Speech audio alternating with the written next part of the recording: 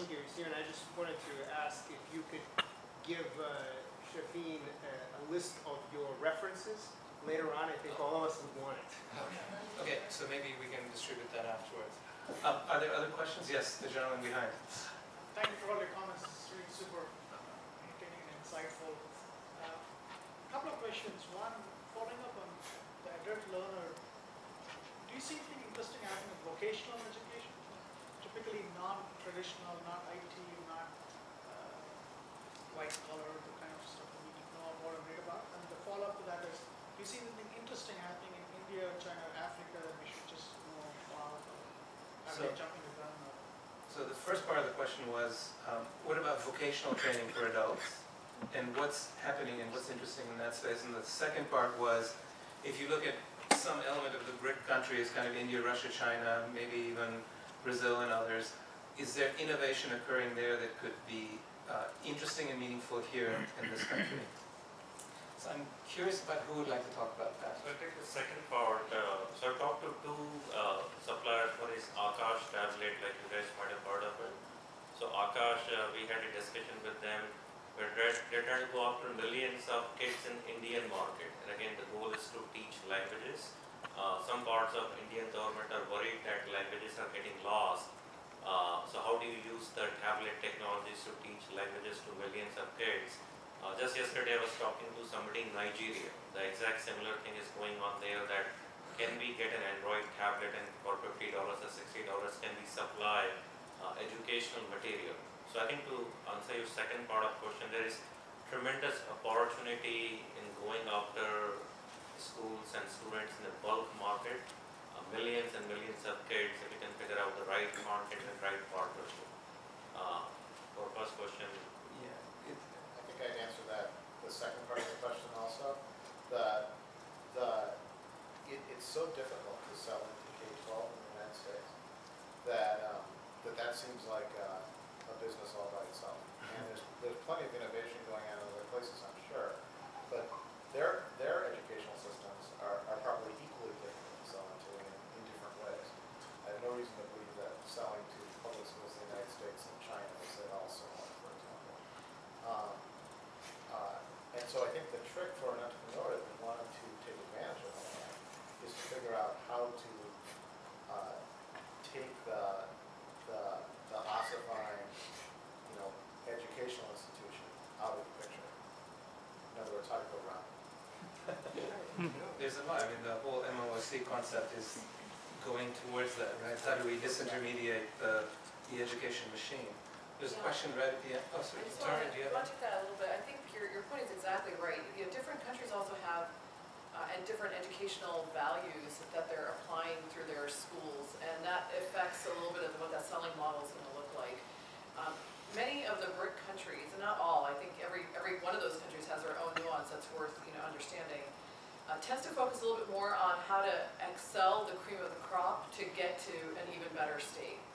That's important as a value to many BRIC countries because education is seen as a ticket, as a real way forward, a very serious educational opportunity, and it's about that taking the excelling and excelling it even further.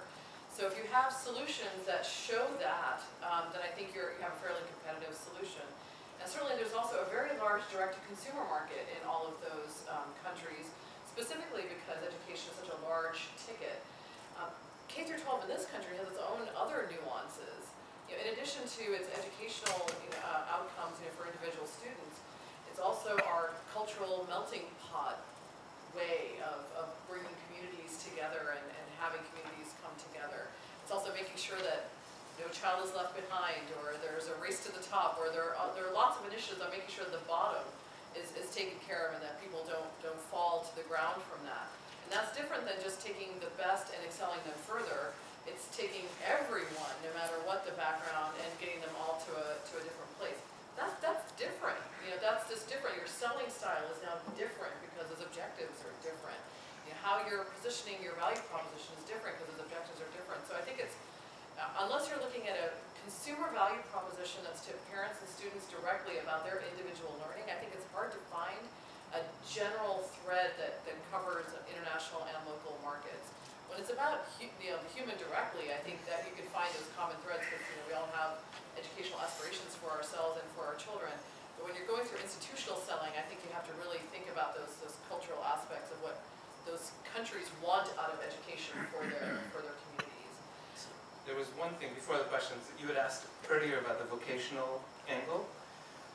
There are community college systems that are looking to develop newer talent in kind of interesting ways. There's one example that I really like is in South Carolina, the governor of South Carolina went to BMW in late 80s and prevailed on BMW to open a plant in his state. And his value proposition, among others, if you ask BMW, was that he was going to take the community college system in that state, and where BMW was skeptical about the talent pool, he was going to use that talent pool to develop augmented skills within the base of employees. So it wasn't like they were looking at unemployed people and employing them. They were looking to augment people using some technology capability. In fact, the trainings were on how do you operate more complex machinery. So simulations were used and tools like that were used for that. There was one other point I was going to make on the BRIC side. Shanghai last year won, or the year before last I think, won the OECD's prize test of who was the best educated region or locale, the PISA test. They were the highest scoring PISA scores. That city with 1.2 million kids is investing well over $1 billion to completely revamp its education system, looking not at a traditional rote-oriented model, which is what most third world countries will tend to use, but looking at an adaptive learning, individualized learning model. So there's interesting dynamics there too. Questions? Yes, ma'am. Yes, I want to come back to your first question about education hasn't innovated itself very much, except all the gadgets and all that stuff. Does anybody know here, audience as well, any platform to enable every student to become a teacher themselves, to teach something they're good at, they're interested in, they're expert at? I want to know So, from everybody. the question was, education as an innovation source, are there any platforms that could enable teachers, students, parents to learn on their own? Is that, A student To become create teacher themselves. peer-to-peer learning? To create the content Yes. Oh, sorry, to develop content for learning. Yes. Okay, sorry. So, are there any platforms that allow more kind of democratic development of content for learning? Yeah, so from what, at least from what we see, they're sort of parsing that. There are networks that enable peer-to-peer mentoring. So ePals, Rocket are two examples. However, when it comes to content creation, you run into a different problem, which is the authoring environment to create content in an easy way is yet to be created, right? Yes. So there is an absence of, and this is something we rant about internally, is there's an absence of a tool that essentially allows you to compose seamlessly integrated video with text, with transcript, with audio. It's, you still have to sort of kludge together a solution, which the user experience is far from ideal. So there are mentoring networks. If we could just link those mentoring networks together with a lightweight, relatively intuitive interface for authoring content, multimodal content, we'd really be onto something. But unfortunately for that, we have to look to the software companies, and we're still waiting. Were there people from the audience that might have a thought? Sir, you raised your hand. Yes, Claudio Vacalebre from Quantumverse. We have a social learning platform where we are developing a very simple concept. Everybody can contribute. So naturally you can become either an expert, a learner, a participator. So the system can recognize your qualities depending on how much you are uploading, how much you are just watching, or whatever activities you are doing inside your platform. So it's more a kind of natural evolution of the social network that identify natural leaders, natural talent, because they will rise. So that's From kind of the like cloud. crowdsourced mentors who articulate their value into the network and so on. That's very cool. Are there other comments from the panel? I certainly agree with Stephen that the authoring platforms are at step zero in getting things done. But to some extent, social learning is already here. Whereas, you made the comment earlier that about mobile, that it's a mobile world. It's already a social world, and kids today school in Bellevue are right now at this moment on Skype and Facebook, talking with each other at home, in groups, peer-to-peer, many-to-many, doing their homework and all that sort of stuff. And as people continue to develop educational technology, you can't ignore the social component of it. Facebook is not the best way for students to collaborate, but it's what students are using today. And ed tech companies like mine and many of the others here, we have to not just address social, but completely embrace social, because it's a necessary component of the marketplace moving forward. Yeah, in fact, I would add that if you look at brain science, there's an organization at the University of Washington called iLabs, which stands for the Institute of Learning and Brain Science. They have done a whole lot of research on how brains learn. And they've discovered some interesting things, one of which is learning is an inherently human act. It is very difficult, especially at younger ages, to teach electronically. So wherever you go with whatever you do, bear in mind that there has to be that dynamic, whether it's peer-to-peer collaboration or it's teacher-to-student collaboration or a mix of all of those that makes that possible. Otherwise, if your intent is just to sell product, maybe you'll be successful, but if your intent is to create improved learning, you might not. Questions? One way in the back there. Hi, my question is for Sandy. Sandy, when I think of STEM, I don't see the arts aspect. Can you please talk a little bit more about it? I mean, I really would love to understand, because to me, education is, it's about, bringing or giving rise to well-rounded individuals. I feel that if the arts aspect is missing, how do you become successful?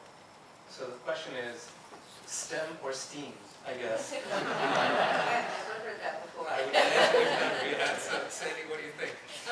I think we have to define what we mean by the arts also, because I think if you talk to anyone who's an engineer, anyone who designs anything, I think the person who designed this is an artist.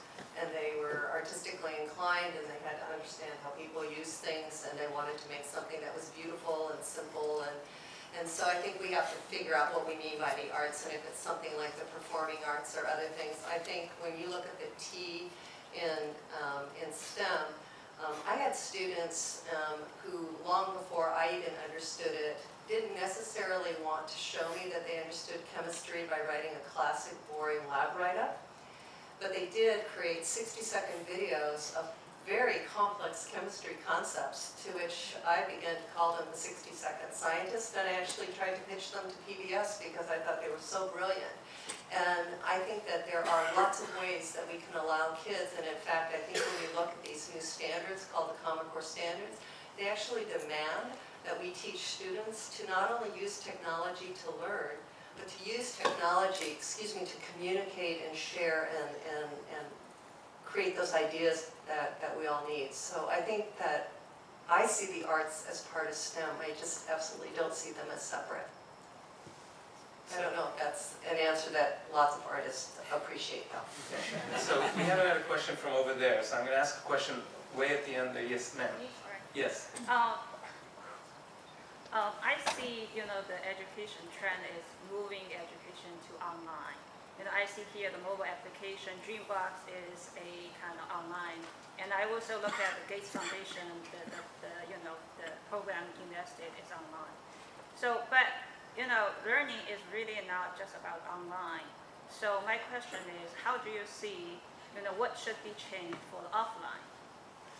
Okay, so the question was, there's a lot of, the trend seems to be online learning, and some of these products are, let's call them, whether they're online or they're kind of self-directed, they may not necessarily be online, but there's a trend of online. What about offline learning? Yeah, I'd love to answer that. Certainly, offline, for us, it's really, the way we look at it is it doesn't really matter. It's going to be some combination of online and offline and social in a physical grouping sense or social in an online sense. Or there's going to be a whole bunch of different ways of crafting this. So one of the things that we take very seriously is a push not only towards Common Core, but also a push towards standards-based education. And we think that's really important because there are a lot of things, we all remember being inspired by a teacher that probably shaped who we are because they took a deep interest in us. They knew what we were capable of. In fact, they probably believed that we were capable of something that we didn't even see that we were capable of. And we rose to that that occasion. And we've had that experience. That only works when a teacher really gets to know a kid and can be that inspirational source that takes them down that learning journey. When kids are, the term in the industry is called mobility, which is not mobility like my mobility, but mobility as in, because of foreclosures, parents losing jobs, or any number of real-world issues, kids don't stay in the same school district or they don't stay in the same classroom. And so if they start third grade with one teacher and they end third grade with a completely different teacher, there's no continuity there. That teacher has no way of inspiring that student because they don't know anything about that student. They just either showed up or disappeared or who knows what happened. Even in Federal Way, which is one of our customers, apparently it's a 30% mobility statistic. That's huge. That's a real problem. It's around 50% in Bellevue. Which is, Bellevue. it's surprising, right? Like every time you hear the statistic like that, it's really surprising. One of our customers is, Miami-Dade in Florida. You would expect a high mobility rate. In fact, there is, right? These are real issues. And I think for offline learning, being able to give a teacher a quick way, or as quick a way as possible, to get all the information on where that student is at, what do they know. And so for us, standards-based education is an opportunity to get very clear information aligned with standards, with Common Core standards, but what is the mastery level of a student towards that standard, not just their grade in a curve or how they're doing in the classroom, but their mastery level so that you can get to personalized learning paths either with individualized learning or with the groupings of pieces, where you find gaps in understanding because they're now in the 6th grade, but they missed some concept in the 2nd grade, and now it matters. How do you track all that stuff? We think that data of the student, both with partnership with the SLC, so that we can get more data that's portable about that student, as well as posting back information as much as possible. We think that's critical because good teaching did this naturally, but life has changed, the environment is different, and teachers need help to be able to do what they do super well. So it sounds like there's some interesting possibilities with resources, companies that might be building tools that calibrate students more quickly in more macro levels mapped to standards and things like that. Yeah, I think the challenge with offline is it's too easy to hide. And when you scratch the surface and you take the pulse of where the children are in their learning, you can oftentimes find shocking results. And if I think the Common Core standards represent an opportunity to revisit what we are asking of the adults that in charge of these children themselves, and what we're asking them to demonstrate in order to be deemed college or career ready.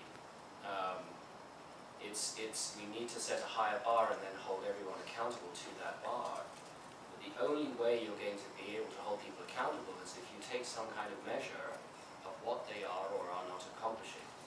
And I think the Common Core standards, if you read them carefully, set really quite a high bar in terms of the types of instructional approaches the teacher might use, the types of challenges that might be put in front of a child, either on a screen or on a table.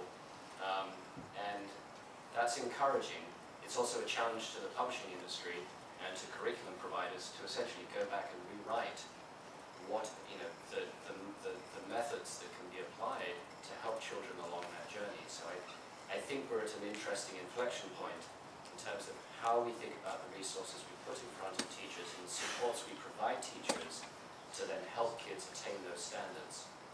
So how many of you are familiar with Common Core standards?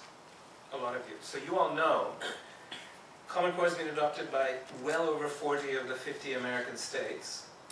It is set to become a mainstream thing in 2014, and every time there's change, there's opportunity. So if you are looking to innovate and enable, this is a place where teachers with schools, school districts are going to be obligated to implement this new model of teaching, and you can check it out and go. Now there was a question over there, and then I'm going to ask a question over here somewhere. So go ahead. So my question is related to the previous one. So do you believe that e-learning is going to replace a traditional system at some point, and it's going to disrupt it, or do you always believe it's going to be an ancillary system that's going to support a traditional means? So that's one. And then the part two of it is, if somebody is thinking about disrupting the e-learning market, do you think they should start off by looking at a K-12 school, or like looking at adult and especially in maybe vocational training or job interviews, or let's say that they want to make a LinkedIn for teachers? What are your thoughts on what is that particular segment they must target? So the question is, does e-learning disrupt education, or is it an adjunct to an existing system? So is it an enabler, or is it as a disruptor and a transformer that completely reshapes it? And then the part two was, if you were to do it, what kind of thing would you do? So who wants to talk about? I can start on part one. And I think your question actually began, well, will it replace the teachers too? I don't think there's any scenario where e-learning replaces teachers across the board. You know, it's been mentioned a couple of times, humans are designed to learn from other humans. And you can make the computer seem very, very human, but there's always going to end up being that connection. And I think it's a mistake to think that that's the goal. I think that one of the enormous potentials of e-learning is to make teachers fantastically more efficient and fantastically more productive. In other words, give them time to do what they need to do. And you know, some people here, you know, at the table have products that do different kinds of classroom management, different kinds of automation around regulatory things, different kinds of automation around sort of day-to-day activities. Some of us have instructional products where we're doing some of the baseline instruction so that the teacher can focus on the higher value stuff. I think it disrupts education a lot, right? I think it makes you think about where your dollars are spent and you know, what kind of training I need to give teachers. Because maybe now I don't need to give teachers so much training in the simpler, more rote things, but they need more experience with the more abstract things, more experience around the communication, the remediation, and the interventions that humans are really, really good at. I think technology will be enormously disruptive in schools, in a good way. Go ahead. I want to Shafin, I think you talked a little bit about it. When we look at brain research, human beings are social creatures and we actually learn socially. So to think that we can plunk our children in front of a bunch of content and have them actually come out to be the human beings we want them to be is, I think, none of us goes and works that way today. So our kids need to learn to collaborate and communicate and share ideas and challenge each other. And I think that one of the most exciting things I've seen about technology is also redefining who is a teacher and what do we mean by that. And I think, again, going back to the Common Core and then what will be these new standards out of the Next Gen Science standards, giving kids opportunities to experience what STEM professionals do. For example, I can't aspire to be something that I've never seen or heard of. So there are very few kids, even in our state of Washington, who can name any other type of engineer besides aerospace. And it happens to be because Boeing's here. Well, there are lots of kinds of engineers, but how would they know that? Because they're never given exposure to that. I have seen classrooms now where, again, through this beautiful little device, STEM professionals or entrepreneurs or people like you come into the classroom and you interact with students and they don't care that they've never physically sat next to you and developed that relationship and that rapport. They're fine developing a rapport through this and communicating with adults. So I think there's going to be ways where we're going to have technology and others truly doing what you're talking about, really enriching what happens to the life of students, but I think a lot of it will still take place somewhat in this construct of a place that we call school that begins to mimic what we call work in college later on, where we have to be with lots of people who are different from us and learn to get along. So I'll certainly agree with that. We're strong believers that the schools aren't going away anytime soon, but all the components in that school are getting absolutely disrupted. So just to clarify, I wasn't boxing it to just a school scenario, right? I mean, because I was giving the example for later situations wherein it could be a job training for a specific skill set, which typically people go and take a course and then they do it today, but they don't necessarily have to do it. It's like how books had to be this traditional thing, touch and feel, and that changed today where people are looking at content being delivered in a device, which is no longer a book which you cannot touch, right? So what is that portion which is as disruptive that somebody should think about? Because I think it goes back to Shafin's point earlier, saying that there's always going to be something that you're helping people get better using technology, or you're going to truly disrupt by changing and replacing. Yeah. So I think it's got to do with the right tools for the right jobs, right? And as you move into different environments, different tools are appropriate. So if you think about adults and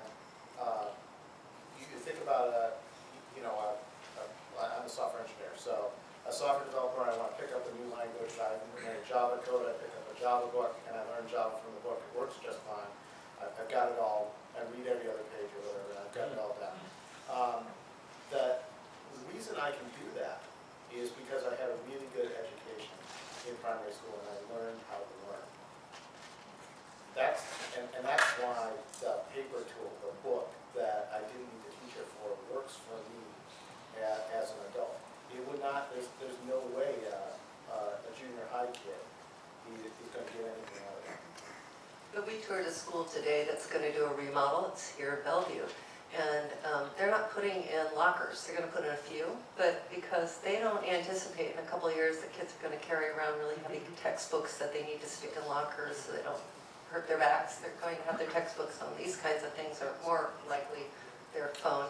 And you know, there's another school that is going through a phase right now where they're talking about the new school that they're going to build. They're redefining what a library is, and they even said, will the library have any books, or will the library be this whole different concept of a library? And I think some schools, a library could be having a really great Wi-Fi network through the school. That's what they're talking about, and having stations. I think there are lots of opportunities for within the dynamics of schools for all sorts of things being reimagined. But I think what has also happened is that we have broken apart what all the goals of education are. And so some of the innovation that we're seeing is targeting specific goals of education. So in some of the adult learning scenarios, it really is perhaps around, you know, learning something for the sake of learning it, or perhaps a certification so that you can show someone that you have learned it. Those are very different goals, and I think we're seeing innovation handling those goals very differently, whereas it was really all handled by a single institution before. You know, in K through 12, similarly, we have those goals are getting picked apart a bit more, and so that leaves room for interesting innovations. Right, and I think as you look at the game, the question that I've always asked myself is, where are the gatekeepers to transformation? So if I look at education, I think the gatekeeper to transformation is not the teachers' union, it's not the parent, it's not the textbook, it's none of those things. I think it's the employer. And I think if you follow it back, the employer expected a degree, otherwise you didn't get an interview. The university granted a degree, and the university expected an SAT score, otherwise you didn't get the degree. And then the high school was beholden to creating a student with the capacity to create an SAT score. The middle school was supposed to create a high school student, and so on and so forth. And if you look at it today, the evolution is more in employers being open-minded to people with different kinds of learning and knowledge versus something as conventional as a piece of paper that says you did this at this level. And I think that will be one of the engines of transformation. And it comes to how you're going to hire people in your organizations. There's this guy, Peter Thiel, who was he was PayPal, right? Peter Thiel was the founder of PayPal, and he is giving out, in essence, funded apprenticeships to high school students because he doesn't believe in universities. And there's an interesting dynamic there to fundamental change that I think will occur. But let me not rant anymore. A question over here. Yes, ma'am. Yes, been listening carefully to all the great things that are happening in technology. And one of my concerns is that there are so many different ways now to deliver learning and learning technologies for students. But students are being tested in the same way they have been tested, you know, since we can remember. So one of my concerns is that we're teaching them one way and we're testing them another way. And there's a disconnect right there if you're trying to push them in one way through technology and delivery of learning, but the content is being assessed in a different way. And I wonder if there's any I'm sure you'll get it. So let me repeat your question. I know we're all rather opinionated on this topic. So, so the question was, there are a plethora of different ways in which teaching can happen, and technology is one mechanism, but there are a gazillion different enablers of learning. And yet there is only one kind of filter through which all of that is evaluated, and that is the standard test or a test that the student is being required to take. And so where today there isn't, you know, how do you kind of reconcile that, and how do you either evolve the test or evolve the learning to map? And I'm thinking there's a lot of different dynamics of answers here. So let me start with Sandy, and then let's work our way back. Oh no, I'd like to hear what others have to say. Okay, so I'm going to start. Stephen, do you want to give it a go? Yeah, I think, so back to Shafeen's earlier point, you know, SAT is a bunch of crap, as is GRE, and, you know, there's an economist, David Heckman, University of Chicago, who's written some brilliant and blessedly short papers on the correlation between some of these standardized tests and long-term, you know, prosperity. Performance. Yeah, and basically concluded that there's very little correlation. In fact, if you wanted to better, the greatest correlation between the child's prospects and their earning potential is more like a GPA, because the GPA is going to capture indirectly elements like what their their academic habits, their tenacity, the sorts of habits and practices that would serve somebody in the workplace. We are very concerned at the Foundation about the direction that the assessment industry will take in response to the new standards. It's very clear that if a standard is asking that a child demonstrate proficiency in a mathematical concept, a multiple choice test isn't necessarily the way to go about answering that. The tricky thing is that the assessment space is littered with no shortage of people with very strong points of view and academic credentials around what is the right way to assess X, Y, and Z, and the whole conversation can become bogged down very quickly in academic debates. We are going to be looking at the assessment space very carefully. There are a couple of government initiatives, a couple of consortiums that have been put together with the task of putting together a body of tests that at least serve as exemplars for how the new standards ought to be assessed in and outside of the classroom. We're watching those groups very carefully, and if we see insufficient evidence of progress, we'll certainly weigh in with some resources of our own. But we have to see how the market's going to respond to us. It's also key to see that the consumer of that assessment is bizarrely deluded. Sorry, I'm going to interrupt. There was this, I think it was when we were working together, so 09, 2010, something like that.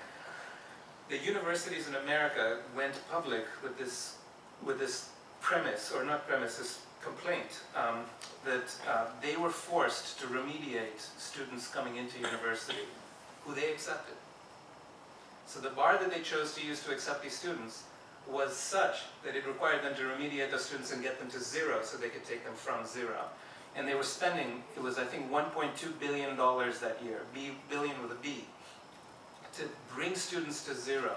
And yet they still use the SAT or whatever that mechanism is, the GR, as a means to decide whether a student gets in.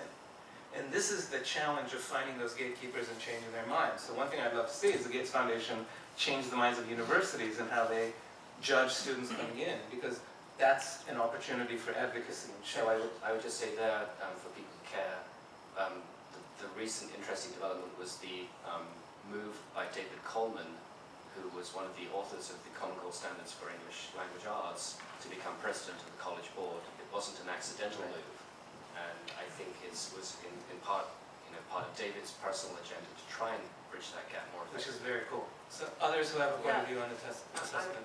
We're very strongly in the assessment space. We have a number of different products in the assessment space, ranging all the way from scanner properties that, one of our properties is Scantron. You'll remember the #2 pencil bubble sheets, that's our company too. All the way through computer adaptive assessments that are creating new content aligned to the Common Core that have technology enhanced item types so that it isn't just a multiple choice test, but there are other ways for students to demonstrate their grasp of different concepts. So, assessments are very, very important to us. I think, the challenge is you can't think about assessments as just one thing. We've decided to more strongly focus on formative assessment because it gives us many more avenues to experiment with what is the right way to figure out what the mastery is of a student to inform instructional decisions that need to be made. And so you can go into lots of very interesting innovation in assessment if you focus on that. If your focus is a little bit more on the high stakes assessment, now suddenly you need not only tons of experts, you need tons of data and statistics to show that how you're assessing, what that assessment shows has national norm data associated with it, is Roche model tested, and all sorts of PhDs have to show up.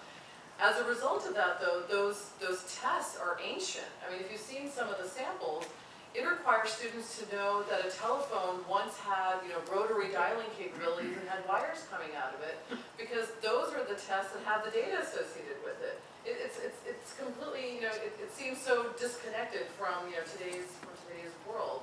But you can't really innovate when you need historical data to show fairness and to show the right calibration. And I think that's something that makes it very difficult to innovate in that space. So we've chosen to go much more in the formative space, not really to use assessment as a way to have a final judgment or something of that sort, but really to use it as an interplay that is continuous between the assessment, the instruction, the assessment, the instruction, the assessment, the instruction.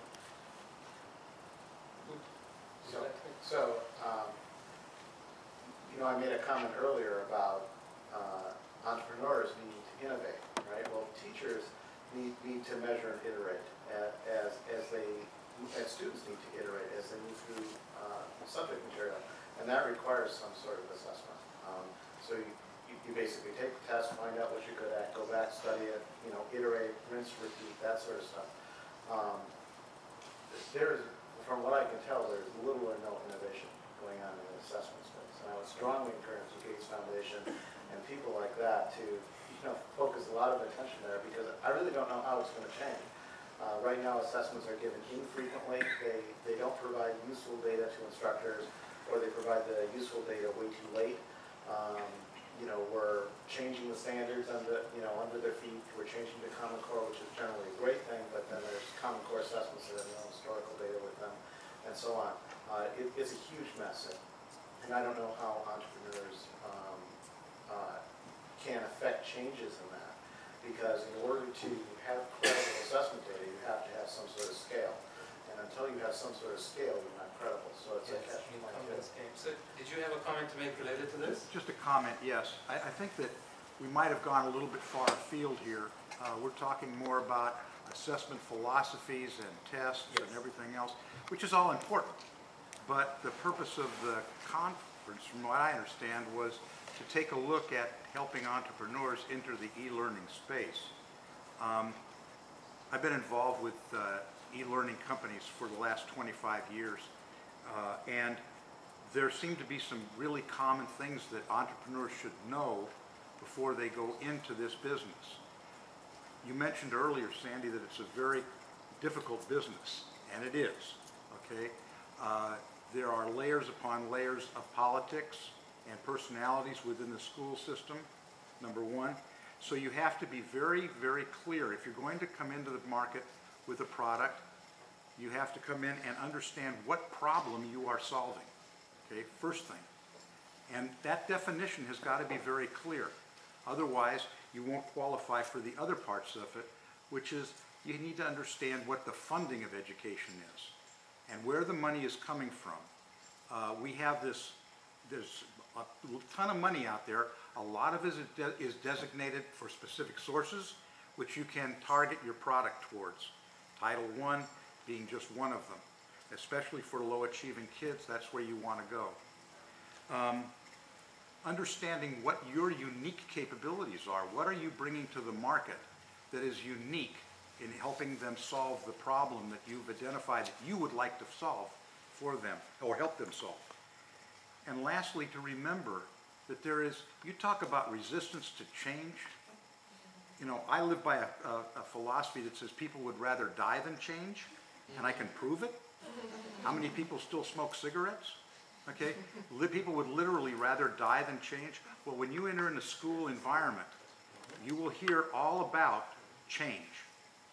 And there is such resistance to change that you need to be able to understand how to help someone see the value in what you have to offer that will motivate them to change. All the rest of this is really interesting stuff. And I don't fault any of you for this.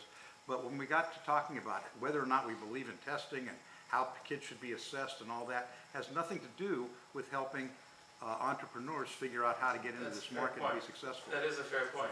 Having said that, I think the one thing you'll learn about education, as you well know, is that it is a place of passion, right? People don't, just like you can't name teachers who go into it for the money. A lot of us are in it because there's a passionate end to it. And I think if you don't have that, you run the risk of losing your focus as well. But I think you brought up an interesting market that we haven't talked about, and it's one that's and I totally agree with you, you shouldn't have a solution looking for a problem. There are lots of problems in education, so come up with those solutions and really tie it to it. And one of those is we do expect all children in our country to learn now. And it overwhelms me when I think about would I go into teaching if I really knew that I had that responsibility. Even though I felt that way, I had certain students that were special needs students, and they were taught by people who had specialized training, and I have a degree in science. I didn't get that. But now they're in those classrooms, and so I think that there are amazing things. Again, I don't want to oversell technology, but I do love it.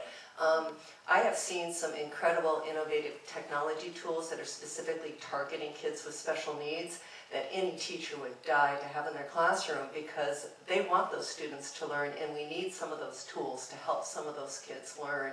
And I think there is space for that, and there is specific money targeted for that. And the same with professional development for teachers, where there's Title II money has to be spent partly on skilling up the adults in those communities. So knowing those funding sources, and then knowing what are some of the real sore spots that even those resistant to change are still looking for solutions. So that's an interesting approach to how you can get inroads into school districts, which was one of the questions that I think some people raised in their interview or their question answering, or when they filled out the questionnaire earlier.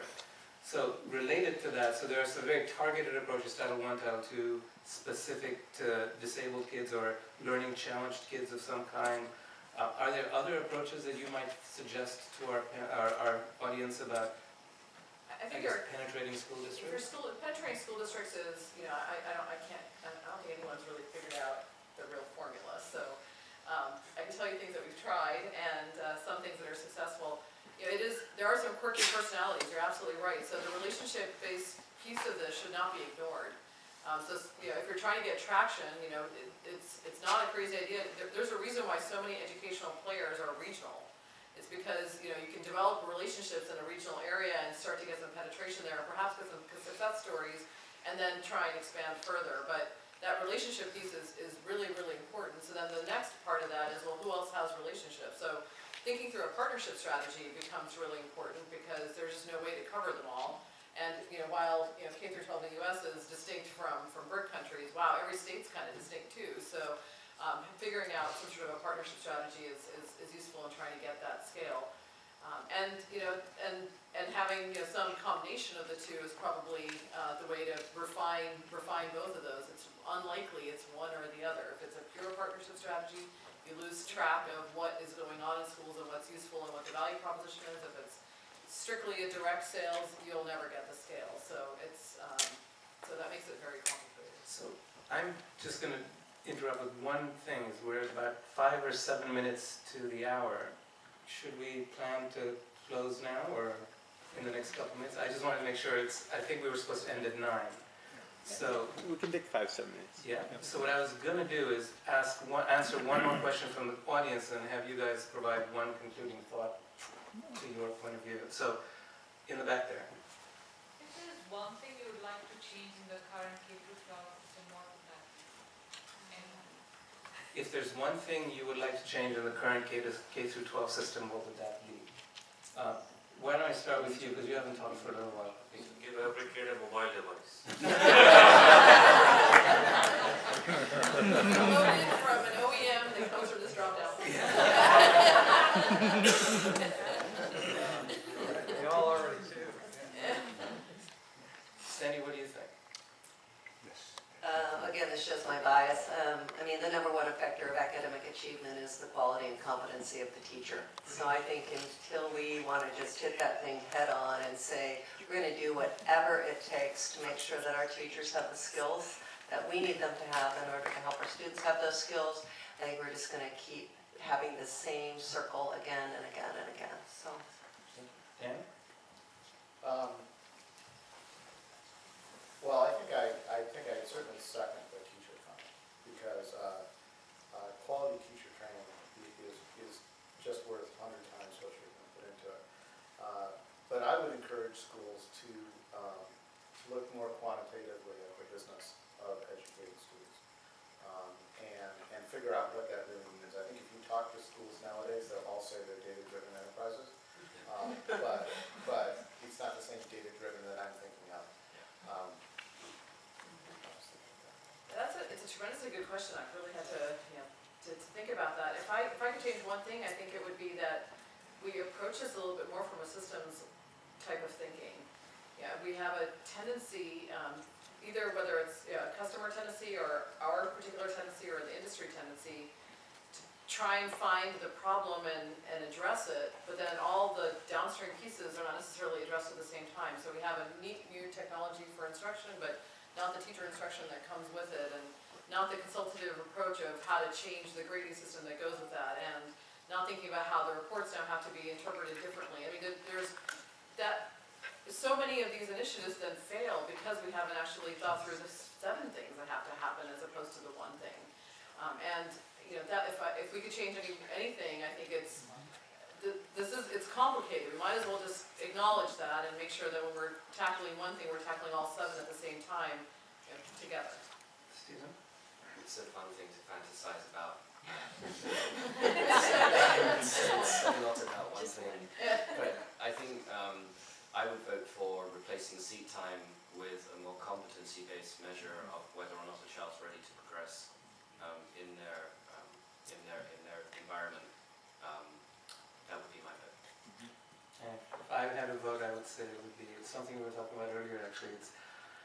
I think school leaders need to be less dogmatic, more open-minded, more interesting, and more passionate about their kids and doing what it takes to make their school and their students and their teachers enabled.